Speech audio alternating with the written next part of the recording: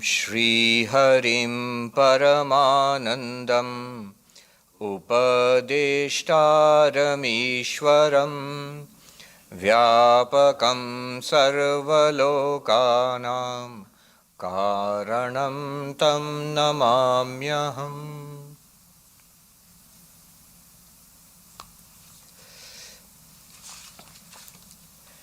You're studying Shankaracharya's Aparokshanubhuti, which is a very beautiful introduction to the philosophy of non-dual Vedanta. And we were on the 25th verse. Today we shall take up the 26th verse. Verse number 26.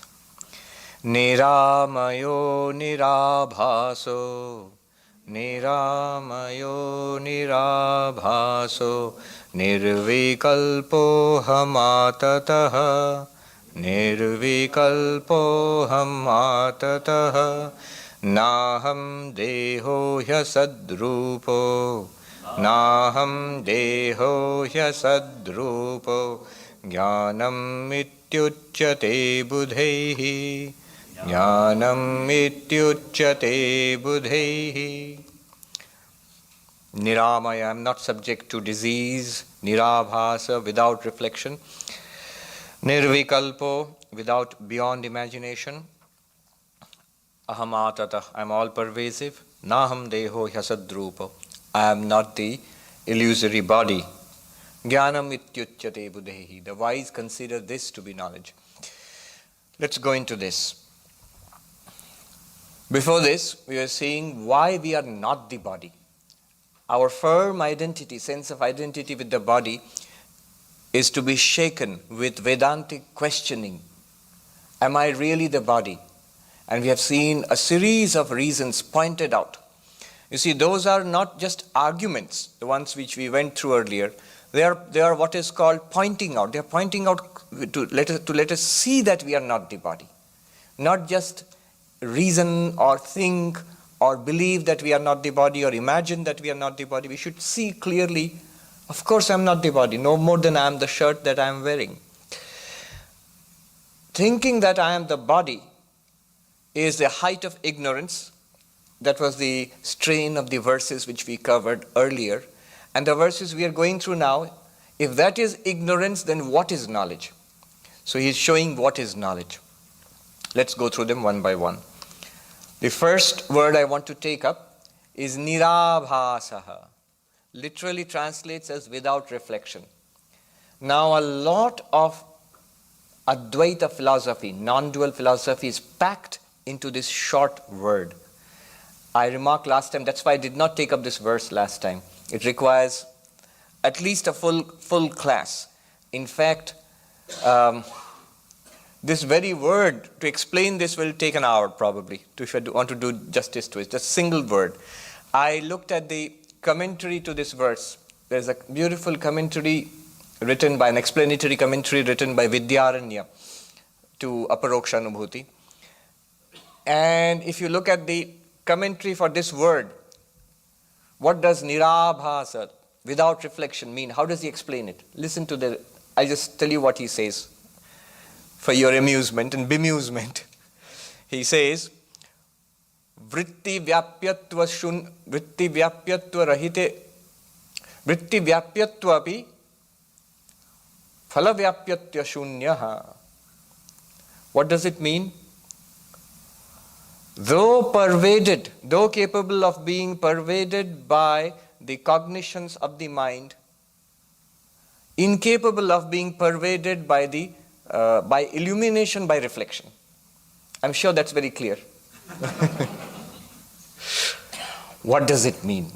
That's the task before us today, and it's very, very important. It's abstract, it's philosophical, but also deeply spiritual. We will understand this today. By the end of the class, at least this much will be achieved. That when somebody says vritti vyapyatve api phala vyapyatva shunyaha, you'll say, yeah, I know that. That's pretty easy. So that much we can hope for at the end of this class. Let's go into it. What is the question? The great question is,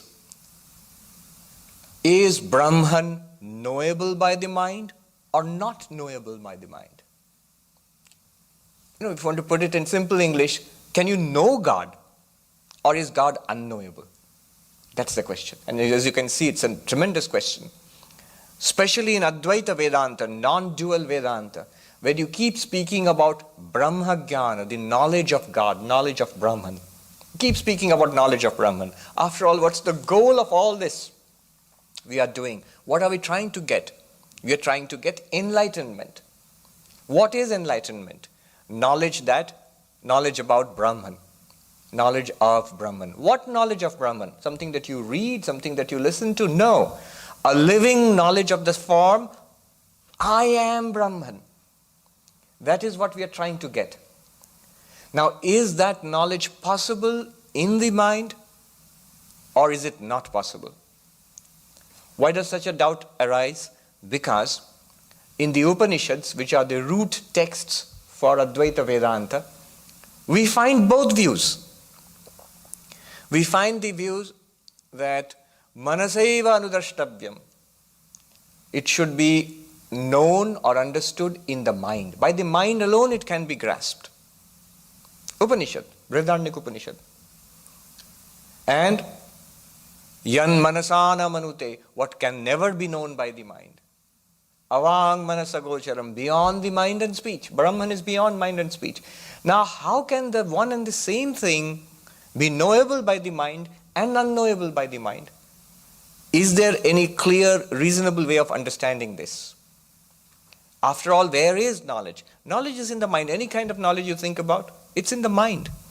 Knowledge is not in the thumb or in the kidney or in your liver, it's in the mind. So the knowledge has to come in the mind, but can it come in the mind? Because there are any number of texts which say that Brahman cannot be known by the mind. And every day we sing here, right here in the prayer hall, in the evening vespers, at Vakya Manatita, with thou art beyond speech, beyond mind. And the Upanishads also say you can be known only by the mind. So how do you unlock this mystery? When we unlock this mystery, we will understand what it means beyond reflection or without reflection. This is how we do it. Please follow me carefully. This is going to get serious. You say, oh, we were not serious all these days. Not in comparison to what's coming today. The first thing to do is to understand what happens when we know something, when we know anything. When I look at this glass of water, what is happening? In our day-to-day knowledge, what happens actually? And then we can begin to understand what is knowledge of Brahman. The process will be, first understand the process of knowledge which we use all the time. Right now we are using it. How would Advaita Vedanta explain that? And then go on to see what they mean by the knowledge of Brahman. We will see how the knowledge of Brahman is similar to how we know things and how it is dissimilar, not the same. So how do we know things in this world? The Vedantic view is Brahman is the only reality. Mind, body, and this universe appear in Brahman. Brahman is pure consciousness. The special quality of the mind is that it can catch a reflection of Brahman, a reflection of pure consciousness. Pure consciousness gets reflected in the mind as reflected consciousness. The technical word for that is chidabhasa, reflection of consciousness. Consider this example. It's a very beautiful example. Suppose there's a dark room and there's sunlight outside, bright day outside, and you take a polished mirror or a polished steel plate, and you focus the sunlight and send a beam of light into the dark room from the window. You follow me or with me? Sunlight falls on the polished steel mirror, and you will find a little sun, a reflection of a sun in that mirror or in the steel plate. A sun is reflected as a little sun there. That's the reflected sun. And that light you can focus in the dark room, through the window maybe. It will send a beam of light into the room. And you can see some things in the room. To see the things in the room, what do you need? You need the sunlight. you need to reflect it, and you need to focus the plate. Wherever you turn the plate, the beam of light will go there. And only that much you will see. Exactly in the same way, non-dual Vedanta, Advaita tells us, pure consciousness reflected in our minds illumines whatever is in the mind. Imagine pure consciousness to be the sun, the mind to be the polished steel plate, and the reflected consciousness to be the reflected sun. And the focusing of the plate is what you think about, focusing of the mind. Wherever you put the mind, or whatever you put in the mind, is illumined by the reflection of pure consciousness. That should be repeated. Whatever we think of in the mind, or whatever appears in the mind, is illumined by the reflected consciousness. It's illumined by the reflected consciousness. Think of pure consciousness like the sun shining upon the steel plate, which is like the mind, and just like the reflected little sun which is formed in the steel plate, in the same way, reflected consciousness is found in the mind, and that reflected consciousness illumines, lights up whatever is in the mind. With me so far? Sounds awfully theoretical, but it's not. In fact, the consciousness which we all feel right now, I am sentient, I am aware, I am awake, hopefully. This awakeness, this quality of being aware, that's the reflected consciousness. This is what we are calling reflected consciousness. This is what helps us to know. How does knowledge take place? Like now it's pretty easy. I look at something. The light from this glass is reflected to my eyes, and my eyes convert it into whatever processing it does through neurons and all that, and creates an image in the mind. That's thought with the wave which comes in the mind because of this information from the world outside is called a vritti. What is it called? A vritti. Vritti means modification of the mind. Modification of the mind. What modification of the mind? Any thought that we have is a vritti. Any perception that we have is a vritti. See, a glass, it's a glass vritti. Not that the vritti is made of glass, the vritti is mind, but it's about a glass. You are listening to my words go into your ears, and there are vrittis, ripples and waves coming in the lake of your mind. Those ripples and waves are your mind, just like the ripples and waves in a lake are nothing but the lake, the water there. But each of those ripples or waves in the mind is about something. So if I say Om, now a vritti has come in our minds. You just heard it, and a vritti came in your mind about Om, that I hear Om. Each word creates a vritti in your mind. Whatever you see creates a vritti in your mind. Whatever you taste creates a vritti in your mind. Whatever, it need not be from the sense organs, from the world outside. It may even be internal. If I remember something, I remember something from my childhood, it's a vritti.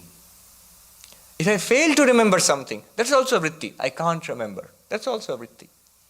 Whatever vritti comes in the mind, only thing to take away from this is it's illumined by the reflected consciousness present in the mind. So knowledge requires two things. Now you can say knowledge requires two things. One, there must be a vritti in the mind. Two, the reflected consciousness should illumine that vritti. I'll repeat that again. Any kind of knowledge you can think about, Advaita Vedanta reduces it to a vritti in the mind and subsequent illumination of the vritti by the reflected consciousness in my mind. That gives rise to knowledge. I become aware. And it's taken me so long to explain it, it happens in a flash of a second, less than a second. It happens almost together. Almost. First the vritti has to come, and immediately afterwards it is illumined by the reflected consciousness. How does the vritti come? Vritti means modification. How does the vritti of the mind come? It may come because of the action of the sense organs. You open your eyes and see something, hear something, smell or taste or touch something, a vritti will come. About what? Whatever you are seeing, whatever you are hearing. The sense organs take the information from the world outside and present it to the mind, giving rise to a vritti. And immediately the consciousness present in the mind illumines that vritti. And this is happening all the time. When we fall asleep, when we dream, same process is repeated. Only our sense organs are shut down. We are not aware of our gross body. We dream in the mind.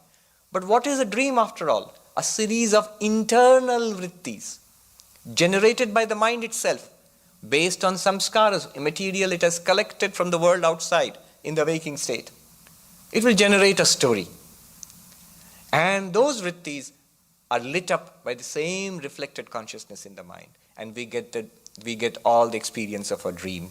Then in deep sleep, what happens? The mind shuts down. That's deep sleep. What's deep sleep? When the mind shuts down. The body is already sleeping. The mind shuts down, so dream stops. No vritti. No vritti. And hence, we do not get any knowledge. Knowledge requires vritti plus reflected consciousness. Now, when the mind shuts down, the reflected consciousness does not illumine anything. It just illumines the absence of vrittis. That illumination of the absence of vrittis is what we call deep sleep. In Vedanta, there's a slight difference. In yoga philosophy, they will say deep sleep is also a kind of vritti, but it doesn't make any difference. Whatever it is, that absence of activity is illumined by the reflected consciousness, and that is what we feel as deep sleep. Nothingness, a blankness. Again, the mind becomes active if we dream or we wake up, and our day-to-day knowledge starts. We are dreaming or we wake up. That is the epistemology from the non-dual Vedanta perspective. Epistemology, the science or the philosophical aspect of knowledge, how knowledge takes place. The process of knowledge, a process of knowing. Now, I'll introduce two technical terms. Knowledge, as we saw in non-dual Vedanta, what knowledge I'm speaking about? I'm not speaking about any kind of spiritual experience or anything like that. Just day-to-day knowledge. Every knowledge that we have, all the knowledge that we have throughout the day. It has two aspects. One is the vritti, other one is illumination of the vritti by reflected consciousness. I'm going to name these two processes. Arising of the vritti about anything is called vritti vyapti. Vritti vyapti. Sanskrit, English meaning pervasion by the vritti. Vyapti, pervasion. How does it work? I'm looking at the glass and a vritti about the glass comes in my mind. So in the philosophical terminology which we are developing now, the vritti pervades the glass now. Not out there, in my mind, let's say. So the information about the glass is there in the mind. That means the mind has taken the form of the glass inside me. So there is a wave in the lake of the mind whose content is the glass. It's about the glass. So the wave pervades the glass as it were. Glass akara vritti. Vritti of the form of the glass. Simple Sanskrit. That process is called vritti vyapti. And next what happens, we all know, it gets illumined by the reflected consciousness. Illumination of the vritti by reflected consciousness is called phala vyapti. Phala vyapti. Phala vyapti, pervasion of the vritti by the reflected consciousness. Lighting up of the mind by the reflected consciousness. Phala vyapti. What happens when we have phala vyapti or lighting up of the vritti by the reflected consciousness? We get knowledge. We get the experience. I know. I see. I smell. I touch. I taste. I remember. What? X, Y, Z something. I feel happy, sad, miserable, excited. These are all vrittis in the mind. Without the mind, you don't feel happy, sad, excited. In deep sleep, what happiness, sadness, excitement? Except complete rest, nothing else. So, knowledge requires these two together. Vritti vyapti plus phala vyapti. Okay. Now, remember the example? Sun shining outside, room is dark, I take a steel plate, focus the sunlight into the room and illumine bits of the room with that focused sunlight. That's how we see the world. Take the consciousness from pure consciousness, reflected consciousness. Focus the reflected consciousness through the mind, vritti, on the world. And know the world piece by piece, piecemeal, little by little. Now, to know something, what do I have to do? To know something in the room, what do I have to do? Focus the shining plate on the item which I want to know. Now let me ask you. Suppose I want to know the sun. And say, oh, turn the plate around and focus it on the sun. Why are you laughing? You'll say, how foolish. Just look at the sun, or don't look at the sun, you'll get blinded. That's the problem about trying to know Brahman. Brahman is the source of the consciousness by which we know the world. God is the blazing sun of consciousness, a tiny bit of which we reflect into the world with our little minds and know this world. But when we want to know the sun itself, do you turn the plate around to the sun and you reflect the sunlight back to the sun? Now the sun is illumined. No. The sun doesn't require your tiny little reflected light. You can reflect it back, no problem. But it doesn't require. All you need to do is turn towards the sun. All you need to do is turn towards the sun. In our technical language, you need phala vyapti is not necessary. Follow this carefully. Reflected consciousness is necessary for lighting up objects which our vrittis bring into the mind. I'll repeat that. Reflected consciousness in the mind is necessary for illumining objects which our vrittis are bringing into the mind. But that reflected consciousness is not necessary to illumine the original consciousness, pure consciousness. Just as the reflected little sun is not necessary to illumine the real sun. All that is necessary as you turn towards the sun, in the same way, our vritti must be about, not the sun, about Brahman. Vritti about, let me repeat the process. Vritti about the glass. There's a vritti about the glass in my mind that is illumined by the reflected consciousness, chidabhasa. Vritti about the glass, vritti vyapti. Illumination by reflected consciousness, phala vyapti. Now, what they are saying is, to know Brahman, we need brahmakara vritti. A vritti, a modification in the mind about Brahman, about God. But the difference will be, just like the little reflected sun actually does not illumine the real sun. It's ridiculous to think about that. In the same way, the reflected consciousness, the awareness which we have in our minds just now, by which we know the world, which is basically the source of light for our lives, that little light which we have within us is not necessary for revealing Brahman. Brahman blazes forth with 1,000,000 times 1,000,000,000, uncountable infinities more consciousness than we ever have experienced or possessed. That is our real nature. Conclusion, technically speaking, for knowing anything in the world, we require a vritti, modification in the mind, plus reflected consciousness, the reflection of consciousness. For knowing or realizing Brahman, we require a vritti. The mind has to think about God, has to be focused on Brahman or the self. But we do not require that reflected consciousness. Now do you understand what he means by saying without reflection? Nirabhasa, without reflection. Just one word, he puts it there. The whole thing is packed into it. Now the so-called clarification offered by the commentator. Vritti vyapyatve api phala vyapyatva shunyaha. This is Navya Nyaya language of the neologicians.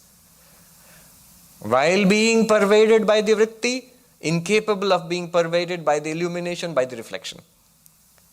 Can you follow? Very easily. Vritti vyapti, you need a vritti. Your mind needs to be concentrated on God. How? We shall see. Mind needs to be concentrated on God. I cannot keep looking at the dark room with that steel plate, focusing the light, and yet see the sun. No, I need to turn away from the dark room and look at the sun. Right? So that is necessary. The mind has to be tuned to God. But the light within the mind, the little reflected consciousness, is not necessary to reveal God. Brahman, the Atman, our real nature, pure consciousness, is shining forth in the Gita when Arjuna wanted to see Krishna's real form. He prayed to Krishna, show me thou real nature, thy real form. And the poet, beautiful language, unmatched poetry there. Yugapat, as if simultaneously 1,000 suns have risen in the sky. Oh, that'll be terrible, we'll all burn up. But the light is not it's scorching, it doesn't burn you. But it's as bright as 1,000 suns rising together in the sky. It is said that Oppenheimer, when the first atom bomb was tested, not far from here, I think New Mexico? New Mexico? When he saw that first time man split the atom in an explosion, that light, Oppenheimer was a scholar of Sanskrit. He says the lines, this line came to my mind. I come, the destroyer of worlds, as bright as 1,000 suns. Now that's a material light. We are not talking about an explosion of an atom bomb. Don't be afraid. That's a material light. Here we are speaking about the light of consciousness. It's not a material light. Consciousness itself is compared to light. Why is it compared to light?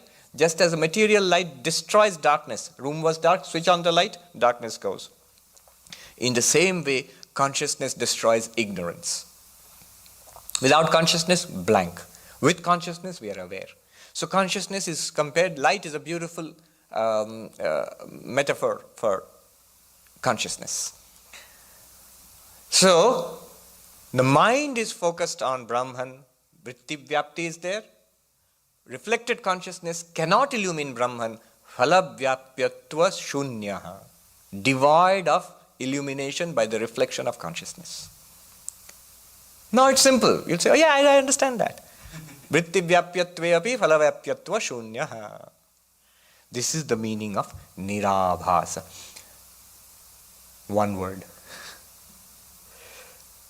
How then do we realize Brahman?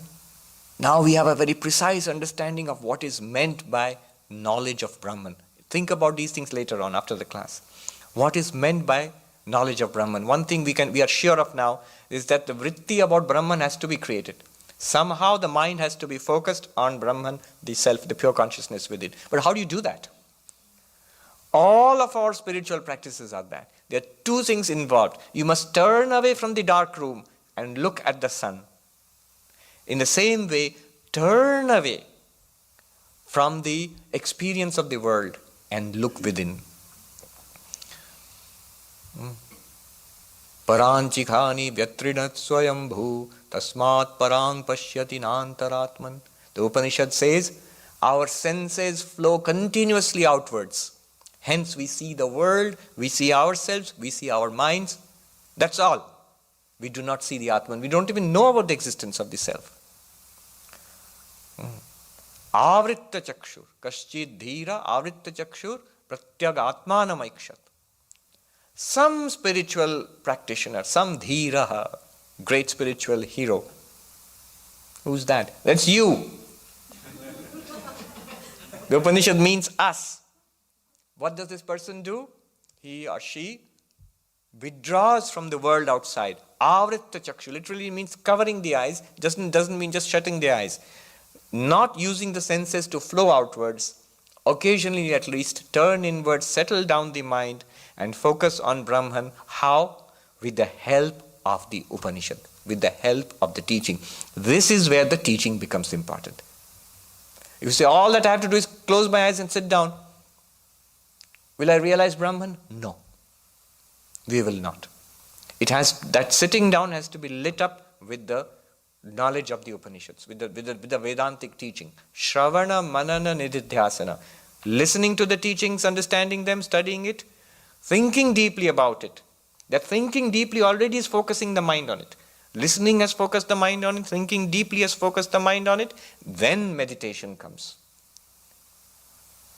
Then, not with our own reflected consciousness, but with the thousand suns, the brilliance of Brahman within, that shines forth.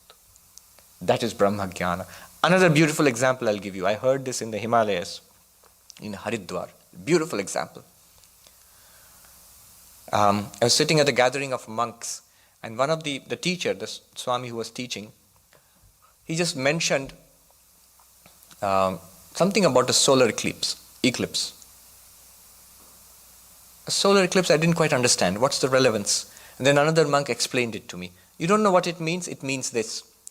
Normally what happens at night, the moon illumines the world. We see the world with moonlight. I mean, in natural circumstances, we see it with street lights here, but usually, the moon shines upon the dark world. How does that moonlight come? It comes from the sunlight which is reflected from the moon to the earth. The moon doesn't have light of its own. It reflects the sunlight upon the earth, and we see things in the earth. Now, exactly like that. Can you match it now? Pure consciousness, mind, reflected consciousness, we know the world. The world is like the night, the world at night. Our world is like that, without light. And the mind is like the moon. And pure consciousness, you Atman, pure consciousness, you are like the sun. At night what happens? We see only the moon and the moonlight and the world with moonlight. In our day-to-day life what happens? We experience only the mind and the awareness in the mind. And with the awareness in the mind we experience our life. At night, look at the beauty of this example. The sun is never seen at night. But yet, whatever we are seeing, we call it moonlight, but it is really sunlight. Throughout our lives, we are aware of the mind and the awareness in the mind, and that's how we experience our lives. We call it mind and awareness and consciousness, but really it is none other than Brahman, which is shining on and through our minds. This is our day-to-day life. Now, what about enlightenment, Brahma Jnana, what happens? The example of the eclipse comes in there. Such a beautiful example. The monk said to me, sometimes what we call an eclipse. In an eclipse, what happens? The moon comes in between the earth and the sun. So the sunlight does not come to the earth becomes dark. And the sunlight falls on the moon and gets reflected back to the sun. Right? In the lunar eclipse also, what happens is we don't see the moon. So the moonlight gets reflected back to the sun. Now two things happen. The earth becomes dark. We are unable to see. There's no moonlight on earth because the light is not being reflected back to the earth. And second thing is, the sunlight falls on the moon and gets reflected back to the sun. But will you say that the moonlight, reflected sunlight, is illumining the sun? No, absolutely not. The sun is shining forth with the light of 10 million moons. And even the moonlight is its own light. Exactly like that. In illumination, Brahmakara Vritti, at the moment of enlightenment, what happens is you lose complete sight of the external universe of our lives, external mind, everything, our individuality. And Brahman, whose consciousness is being continuously, it's shining on the mind, it gets reflected back to Brahman itself. Not that it illumines Brahman, Brahman reveals itself. It's a beautiful example, such a fantastic example for enlightenment. Still an example, of course. So that is nirabhasa, without reflection. The reflected consciousness in the mind cannot illumine Brahman. So you are Brahman, which cannot be known by the reflected consciousness in your mind. But you are that Brahman. Now let's look at the other words. These are relatively simpler. Niramaya. Amaya means disease. I am Brahman. I am ever free from disease. Oh, this is great. Then everyone will come to Advaita Vedanta if we can be free from disease. But wait. What he means is Brahman is free from disease. Doesn't mean the body will be free from disease. Actually, even the body gets free from disease to a certain extent. When we realize ourselves as not the body and not the mind, that very realization, that very enlightenment has a very good effect on both the body and mind. Swami Brahmananda says to a young monk, my boy, give your body and mind to God, it will be protected. Give it to the world will destroy it. Will destroy both. Protected means not that it will not die, it will never not get old, it will not get some disease or the other, but it will definitely be much better off than what it would be if you throw it into the world. So Niramaya, even in a very practical sense, even if you want to fight, you want to be a healthy life, free from disease. Physical disease, mental disease, intellectual disease. Physical disease, different kinds of ailments in the body. And that will be less for a spiritual person, generally. Of course, you cannot prevent everything. Something is congenital, something is... when Sri Ramakrishna goes into samadhi, he comes down from samadhi. Not that his broken hand is healed or the cancer in the throat is healed. No. But in general, definitely. Mental, the effect is even more on the mind. You see, almost every kind of psychosomatic disease in the physical body and in the mind, caused by the mind and effect on the physical body, is because of worldliness. Too much involvement with the world and the persons of the world has a terrible impact on the body and mind.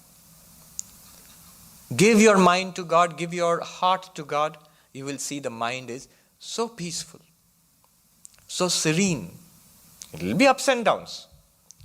There will be ups and downs always, but in general, much better. And the mind itself causes many diseases. They're called psychosomatic diseases. You'll be free of that. Then intellectual, the disease of the intellect is not knowing what the reality is.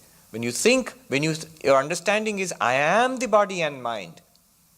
The body and mind it imposes a great strain on the body and mind. When your understanding is, I am not the body and mind, I am the pure consciousness shining upon and in and through the body and mind. The body and mind relax.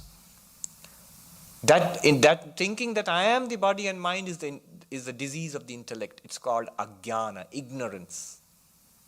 Cure for that disease is knowledge. What knowledge? This knowledge. So, disease at the level of the intellect is removed. Ignorance is removed. Niramaya, beyond disease. So realizing oneself as Brahman, in that sense, Brahman of course is beyond disease. Diseases are of the body or the mind, Brahman has no disease. And when you realize yourself as Brahman, beyond disease. So many such examples are there in all our spiritual traditions. Hari Maharaj, Swami Turiyanandaji, in his old age in Kashi, one day suffering very much from asthma, I think. Asthma or some other disease. And then somebody asked him, are you suffering very much? And he said in Bengali, Thakur amar bhetorta borof kore diyechen. Yes, there is this burning of the disease outside. Inside, I am like a mass of ice. So cool, absolutely. By the grace of God, I am absolutely calm inside. Untouched by the disease, the ravages of the disease outside. The disease is there at the level of the body. I know myself to be untouched. Mahapurush Maharaj in Banaras, Swami Shivanandaji, at night one day the young monks who were serving him, he was very old at that time and suffering from severe asthma. And he was panting, unable to sleep, so I had to sit on the bed at night. Next in the morning, the anxious monks rushed to him and said, Swami, are you suffering very much? And he said with a smile, a serene face, he said with a smile, in Bengali again, Kal rate Baba Vishwanath eshe duti ke alada kore diyechen. Last night, Baba Vishwanath, Shiva, who is a lord of Banaras, He came to me and separated the two. He doesn't say which two, but separated the two. Two means body-mind is one, and pure consciousness, I am pure consciousness. Separated means he is established in his true nature. One can transcend the sufferings of the body. It is possible. I have myself seen senior monks, even young monks. This is in the path of knowledge. Path of bhakti also exactly same thing. I just remembered a doctor in a hospital in Calcutta told me, a young monk, younger than me, he was junior to us, and he was working in the hospital. One day he was walking and he felt dizzy and he felt there's something strange. And because in a hospital he asked a doctor, and doctor said, well, you can get a checkup, a scan. They scanned him and they found a malignant tumor in his brain. He was in his, he was 30 I think, 30 or 31, a malignant tumor in his brain. And by the time they started treatment, within weeks it grew so much and it became so much worse that slowly he began to deteriorate and he was bedridden, and within months he passed away. Now the doctor who treated him told us later in a conference, he said, one of the most remarkable patients I have is this monk. And a young monk, he's not very senior, very advanced, no, just a monk. And he said, I used to feel so bad that I can't do anything for this young man who at the prime of his life is about to die. But this monk reassured me, encouraged me by saying that, doctor, don't feel sad about me. I am not sad. I have given everything to Sri Ramakrishna, to the Holy Mother.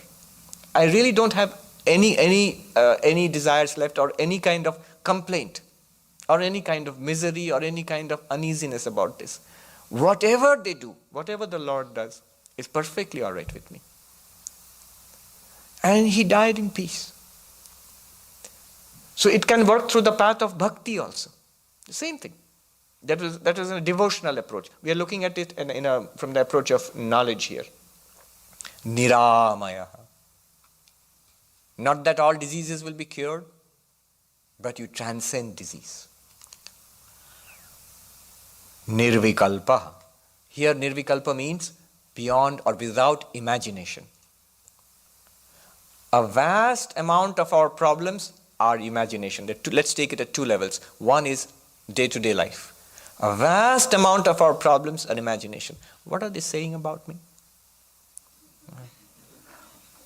First thing we want to know, interested in, is what are they saying about me? I remember I was walking in a school, and one of our schools, I was a novice, and a very senior monk was with me.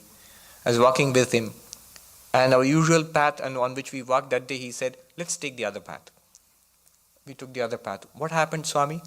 He said, look, those students who were standing there, the students of our ashrama, I overheard my name. They were speaking about me, so we should not go by that path, we should go by this path.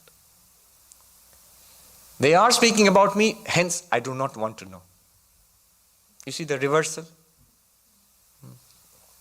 Imagination. They are saying something bad about me. Or they are saying something good about me. Both of which I desperately want to know. No, I do not want to know. What's going to happen in the future? Before anything happens, by expectation or by anxiety, I've already destroyed half my health. I'm afraid of what's going to happen. This might happen or that might happen. Nothing has happened. It's imagination. Or expectation of something nice. I'll get something. You see, they say, it's a well-known fact in economics, that when there is a bump in salary, even before you have received the bump in salary, there's a bump in your spending. You feel nice. I'm going to get $1,000 more from next month onwards. You already start spending. Imagination. You will get it, of course, but still. Just the imagination, the expectation of getting it makes you feel nice and you feel like spending more. So, imagination in 100 different ways. Pain.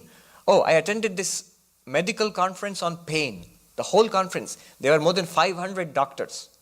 The entire conference for 3 or 4 days was on pain. Physical pain, mental pain, whatever. So there was one session on how spirituality can help patients in pain, especially those who have chronic pain. And one of the doctors gave a beautiful presentation. He showed trying to measure pain, discomfort levels. And he drew circles, concentric circles. Tiny circle within is the actual perceived physical pain. A bigger circle is the expectation of pain. It's starting again, it's going to hurt, it's going to hurt, it's going to hurt. Expectation of pain. That's bigger part of pain than the actual pain itself. And the biggest circle around it is the discomforts associated with pain. Because of pain, I can't go there. Because of this disease or that problem, I can't do this or do that. I can't visit that place. I'll be tired. I'll have these problems. The discomforts associated, the social discomfort, physical discomfort associated with it, the idea about that. All this is going to happen. That is the nebulous region around it. That plus the imagination of pain, expectation of pain, and the actual pain, which is only a tiny portion. He says the medicine addresses the actual pain, and he said something quite horrible. He said, actually we have studied this, and in most cases painkillers don't work much. They only have a limited effect. For some people they have a limited effect, for some people they have almost no effect. And it's a multi-billion-dollar international industry. But one effect they have, they destroy your health also, whatever is remaining. So reduction of pain only partially possible. But he says the rest of it is psychological. It's psychological. We expect that pain and we become afraid. We stiffen up and we suffer. We start suffering because of that pain. So imagination. This is at one level. This is the basic level. We can get rid of this. In spiritual practice, get rid of it. Don't be so concerned with yourself. Let us not be so concerned with ourselves. Our little bodies and minds, they are strictly temporary. Don't be so concerned. They come and go. Deeper level, nirvikalpaha. According to Advaita Vedanta, the entire appearance, all that we see outside and experience outside, our own bodies and our little lives, Mr. So-and-so or Mrs. So-and-so or Swami so-and-so, these little lives, the entire thing is imagined in Brahman. Swami Vivekananda writes, one alone exists, dreaming all this dream. So what do?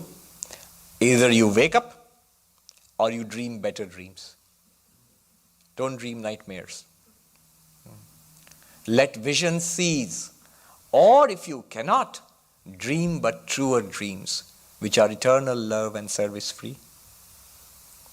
What a beautiful philosophy of life. Eternal love and service free. Unconditional love for everybody and everything, and service free, without any condition on service. Nirvikalpaha, beyond imagination, without imagining this universe. Stay with reality, which is Brahman.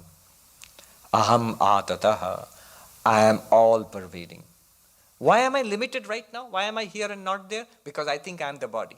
Think of yourself as space. Where are you not? You are everywhere in this room because you are space. You are everywhere outside this room. The room is within you. If you think of yourself as the body, you are inside the room. If you think of yourself as space, the room is inside you. The moment I do not imagine myself as this universe or the observer of the universe, I become all pervasive. The universe shines in my consciousness, including this body and mind. When I say universe shines in my consciousness, I'm not asking for any imagination. I'm just reporting a fact. Dispute it, the universe shines in your consciousness. Where else do you experience the universe except in your consciousness? Where else do you experience your body except in your consciousness? So, no, Swami, you're wrong. I experience consciousness in the body. Oh, really?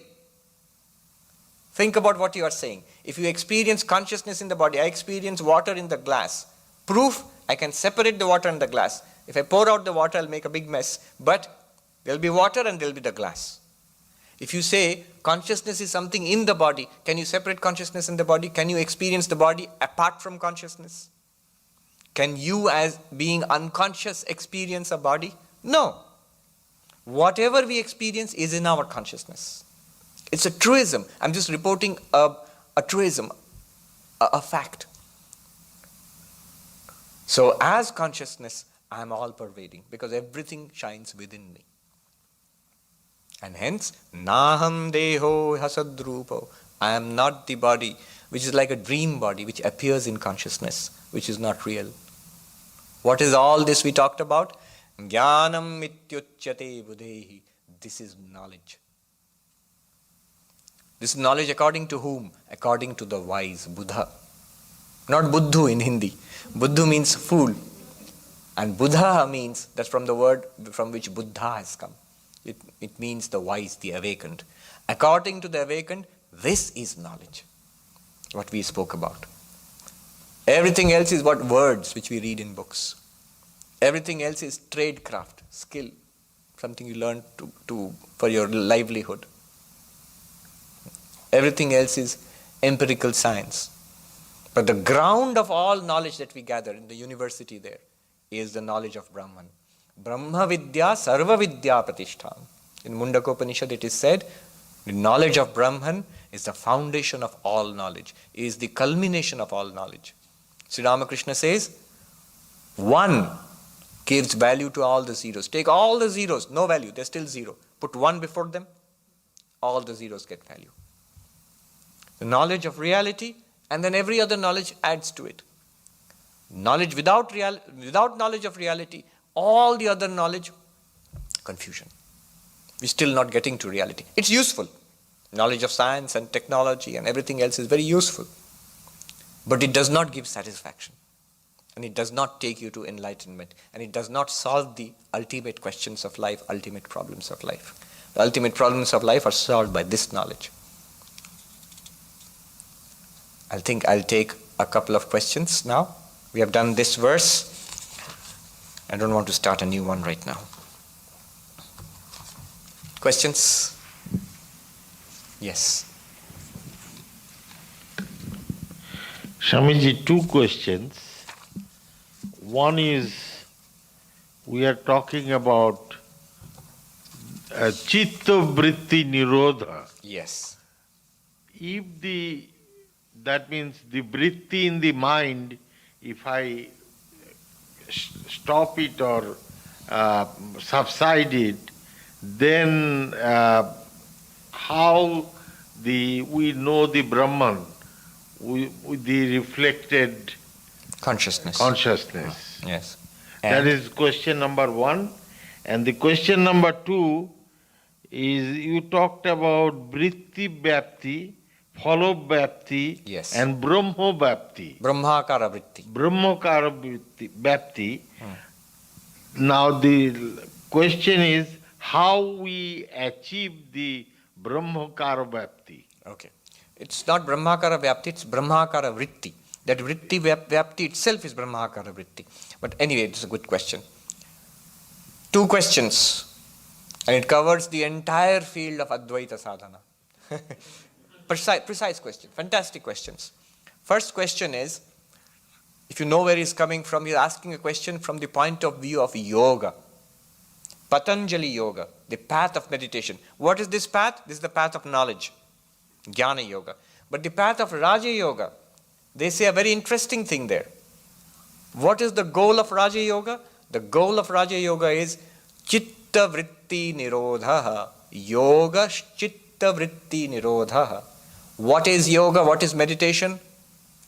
Complete cessation of all the modifications of the mind. Make the mind completely silent. Now immediately you can ask a question which he has caught. The problem will be, what are we recommending here? Give up all the vrittis about the world, but raise a vritti in the mind about Brahman.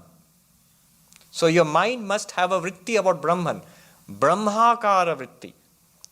Vritti of the form of Brahman or about Brahman. No vritti about the world, that's okay. But vritti about Brahman. But yoga says no vritti at all. Let the mind fall silent, then only you will get illumination. Right? So, do you see the question? No vritti or vritti? Not think of anything at all, or think about Brahman? What are you going to do? The difference is a difference in philosophy. I'll answer in brief. It will take a long lecture to answer it. The whole question is knowledge the way to realization, or is samadhi the way to realization? This is the deep question. I'm not going to go into that, but let me give you the answer in brief. Answer to the question in brief. The whole question turns on what is the problem which you are trying to overcome. Yoga also says you are Purusha, pure consciousness. Advaita also says you are Satchidananda, pure existence consciousness bliss. Then what is the problem? According to Advaita, the problem is ignorance. We do not know what we are. According to Yoga, the problem is the activities of the mind.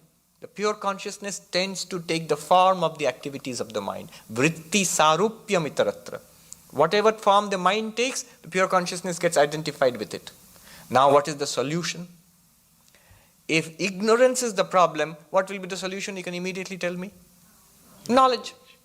I don't know physics. What is the solution to my problem? No physics. Attend a class, go to the professor, read a book, watch documentaries, you'll know physics. Knowledge is the solution for ignorance. But if the activity of the mind is the problem, then what is the solution? Silence of the mind.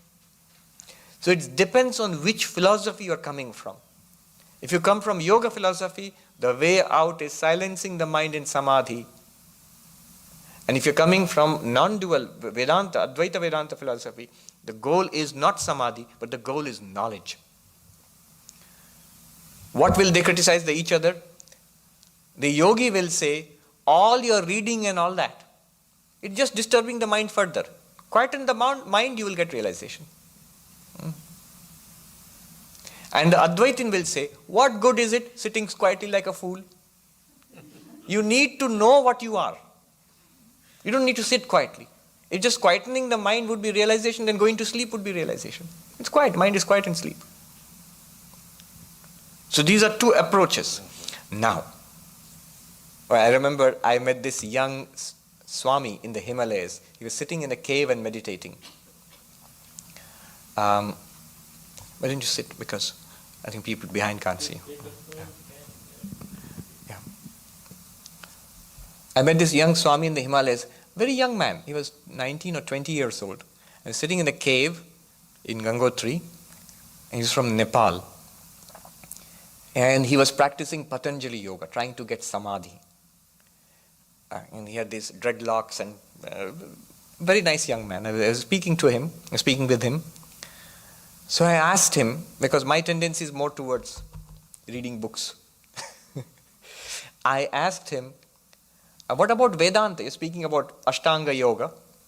But what about Vedanta? Don't you like Vedanta? And then he said, yeah, I like it, but I have a problem. What problem? वो बहुत बात करते हैं, अनुभूति नहीं है उनका. These Vedantins, they talk a lot, they have no experience. So that's what a yogi will say about the Vedantin. You just read books and give lectures. But we yogis have the experience. So this is the difference. Now practically, however, the difference is not so much in sadhana. I asked, in fact I heard this from a staunch non-dualist Swami, Advaitin Swami in the Himalayas. What exactly is what do you mean by Brahmakara Vritti? Vritti about, this is the second question. Vritti about Brahman. And he smiled and he said, Nirvishaya man. The mind which is awake without any object. It's almost the same as Chitta Vritti Nirodha. Almost. You come up through Shravana, Manana, Nididhyasana, not without Shravana, Manana, Nididhyasana. Just sitting quietly will not do it. But a pure mind, focused on Brahman, at one point will become Nirvishaya. Nirvishaya is a beautiful Sanskrit word, without object. Mind is fully awake. Imagine deep sleep while you are fully awake. If you can imagine such a state. Paradoxical. Deep sleep, absolute shutdown, world, mind, just without any object, yet completely awake. Nirvishaya mana. But that is accomplished through Shravana, Manana, Nididhyasana. Brahmakara Vritti. He said, this is you will not find generally in books, but he told me this one. That at that point, it becomes Nirvishaya. But it requires a pure mind, and a mind soaked in Vedanta for getting to that Nirvishaya. So these two questions are really comprehensive. But the whole class can be on these two questions. One more question. Yes, there's a question there.